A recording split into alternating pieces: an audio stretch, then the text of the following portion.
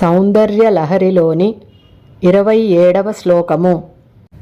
జపోజల్పశిల్పం సకలమపి ముద్రా విరచన గతి ప్రాదక్షిణ్య క్రమణమశనాజ్జాహుతి విధి ప్రణామ సంవేశ సుఖమఖిలమాత్మార్పణ దృశ సపర్యాపర్యాయ స్తవ భవతు యన్మే విలసితం.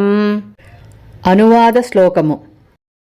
నేనును నీవును నొక్కటను నిత్య సత్యము నేనెరిగి చరించుచుండ నీ కృపణ తల్లి నేనాడు మాటలెల్ల నీ మంత్రజపమై నే జేయు సంచారము నీకు ప్రదక్షిణై నేనారగించునదెల్ల హోమాహుతులై నేనాచరించు పూజలెల్లను ముద్రలై నే శయనించుటయు శ్రమించుటయు వేయేల నేనేమి చేసిన యది నీ సేవయేయగును.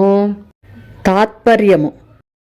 నేనును నీవును నొక్కటను నిత్య సత్యము నేనెరిగి చరించుచుండ నీ కృపణ అనగా నేనును నీవును ఒక్కటను అంటే ఆధ్యాత్మిక పరంగా సాధకుడు జ్ఞాన సోపానాలను అధిరోహించే క్రమంలో సృష్టిలోని కోటానుకోట్ల రూపాలలో స్వయం ప్రకాశంగా ఉండే ఆత్మ అమ్మ యొక్క దివ్య శక్తి అని, ఆ సృష్టిలో తాను ఒక భాగమని, తనలోనూ ఆ చైతన్య శక్తే ప్రవహిస్తూ ఉంటుందని, ఏ తల్లి నుంచి అయితే వచ్చామో తిరిగి మళ్ళీ ఆ తల్లిలోనే ఐక్యం పొందాలని, ఎలాగైతే సముద్రంలోని నీరు ఆవిరై వర్షమై ప్రవాహమై నదులై కొండలు గుట్టలు అడ్డంకులు అన్నీ దాటుకొని అదే సాగరంలో సంగమిస్తుందో అలా జ్ఞానసిద్ధిని పొందుతాడు. ఆ స్థితిలో సాధకుడికి అమ్మకు భేదం ఉండదు.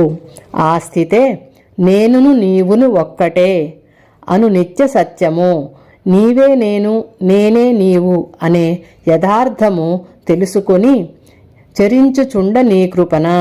అమ్మా నీ దయతో సంచరిస్తూ ఉంటే తల్లి నేనాడు మాటలెల్ల నీ మంత్రజపమై, నేను మాట్లాడే మాటలు అన్నీ కూడా నీ నామజపముగా, నే చేయు సంచారము నీకు ప్రదక్షిణై అనగా నేను వేసే ప్రతి అడుగు నడక అంతా నీకు ప్రదక్షిణలుగా, నేనారగించునదెల్ల హోమాహుతులై అనగా నేను ఏది అయితే తింటానో అది అంతా హోమగుండంలో వేసే ఆహుతిగా నీకు నైవేద్యముగా, నేనాచరించు పూజలెల్లను ముద్రలై అనగా నేను చేసే పూజలన్నీ నీకు ముద్రలుగా.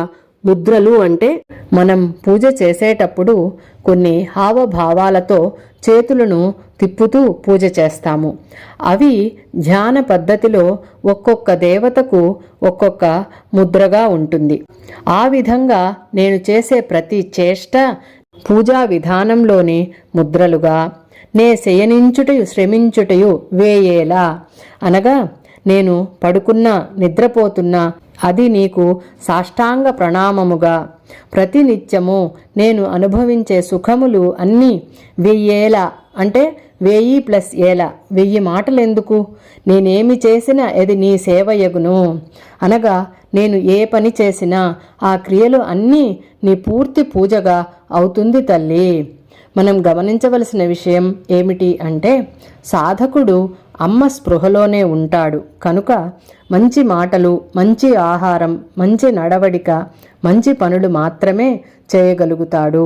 చెడుకి ఆస్కారం లేకుండా అతడి ప్రతి కదలిక ఆ జగన్మాతకు సంపూర్ణ పూజగా భావన చెందుతాడు.